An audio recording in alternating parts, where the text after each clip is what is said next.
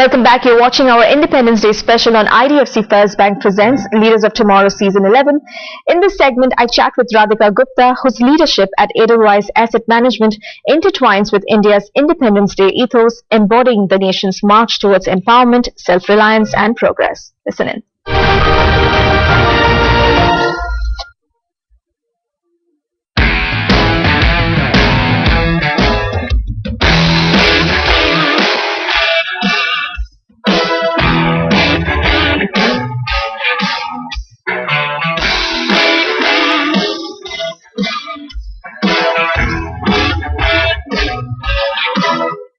Thank you so much, Radhika, for joining us today on our very special Independence Day on LOT. My pleasure. Thank you for having me. So, Radhika, as the CEO of Edelweiss Asset Management and India's first female CEO in this space, tell me, how do you view your role, in terms of encouraging other women, to take up leadership roles in this space? My perception of that question has changed over my career. In the early days, to be frank, because, when you graduate from colleges, when you make your entry into the workforce, there are actually quite a few women. And so you don't think too much about this question.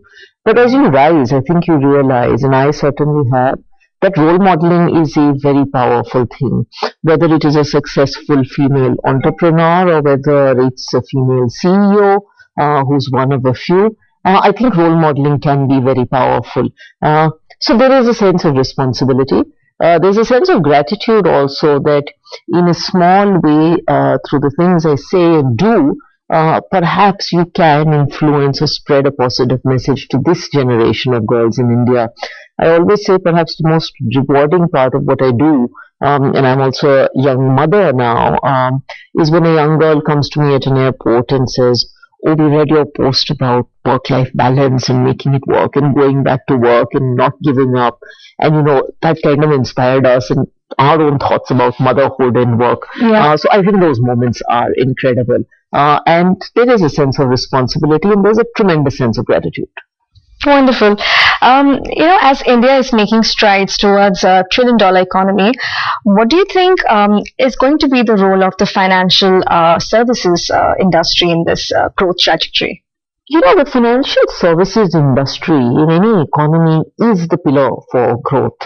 It finally powers economic growth across the board. And I think India is very fortunate to have, in part thanks to our institutions and leadership, and in large part thanks to our regulators, a very stable financial system. Whether you look at our banking system today, which I think has gone through the worst of times and now is at our strongest, at a stage when India is taking that next step, or our capital markets. I think the fact I come from capital markets and from mutual funds, domestic ownership of our markets has grown.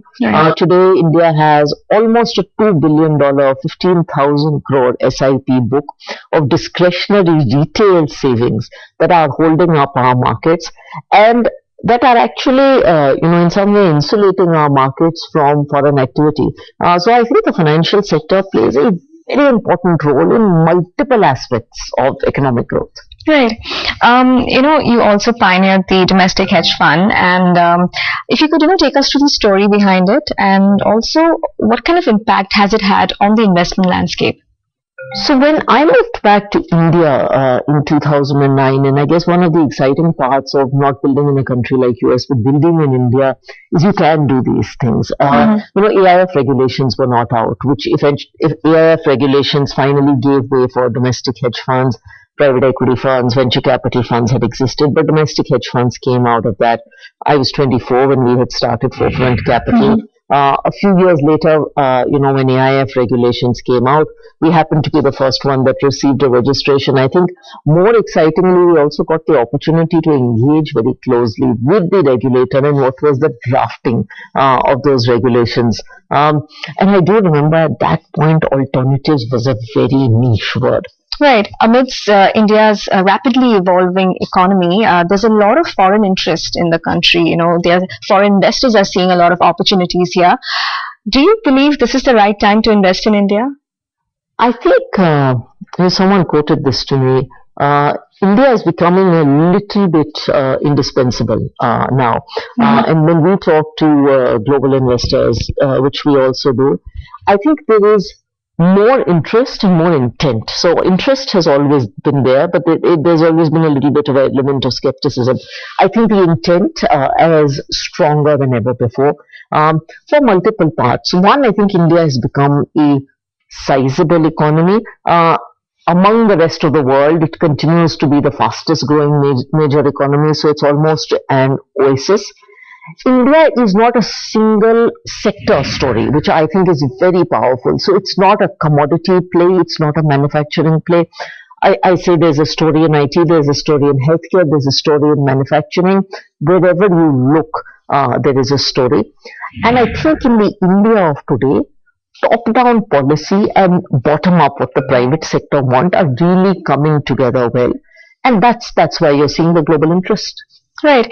Radhika, our show is also watched by a lot of entrepreneurs. What would your advice be to them in terms of managing investment strategies and also, eyeing growth, long-term growth, sustainable growth at scale?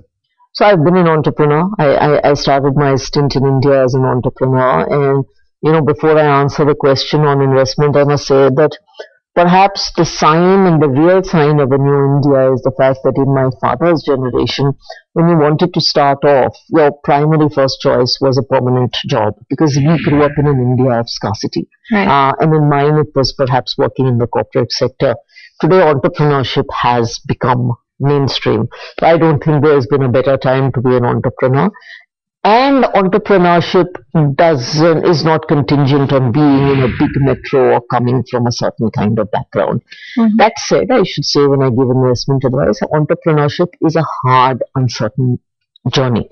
And when you make the decision to be an entrepreneur, think about the financial implications for yourself and for your family, because there could be a considerable period of time where you don't have an income and earnings, and you don't want that to cause stress that takes your energy away from your primary business.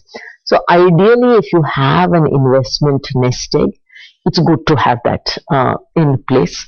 It's good to have a conversation with your family about monthly cash flows and how you will make that process work till you can start taking a salary, because it often takes a lot longer.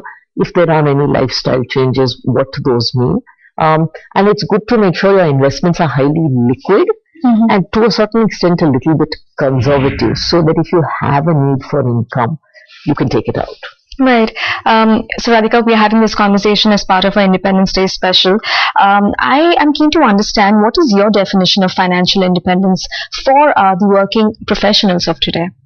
So it's a little different from what people think it is. I think when people talk about financial independence, they say, I want to retire at 30, I want to, retire at 40. I don't believe anyone retires at 30 and 40. India is too exciting for you to retire at 30, and most of us are too energetic to do that. Yeah. But financial independence, I think, means the ability to take decisions for yourself without feeling financially stressed. So to have enough money in the bank, whatever that is, and it may be different for you and me, so that your decisions are not driven by financial stress or duress.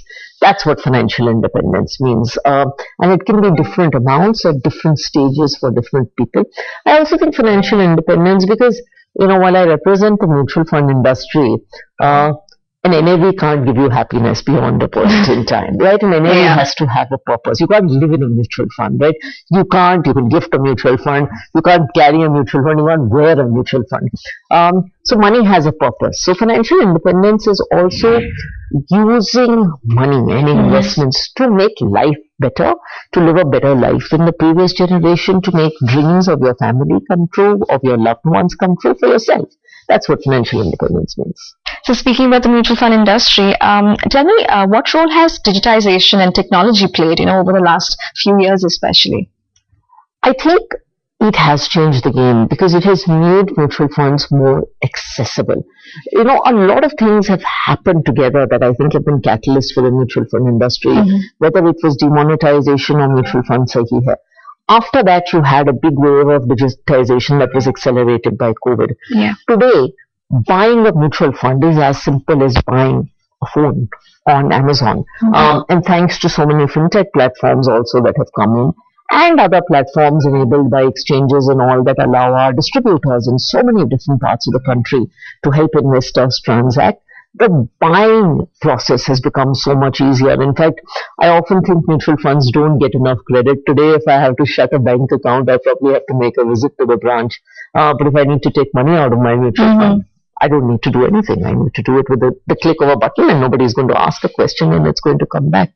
So digitization has made mutual funds accessible, convenient, and also more democratic for young brands like ours. And as we wrap up this interview, tell me, what would your advice be to the entrepreneurs, the leaders, especially women who are seeking to make a career or build a business, in the financial industry in India today?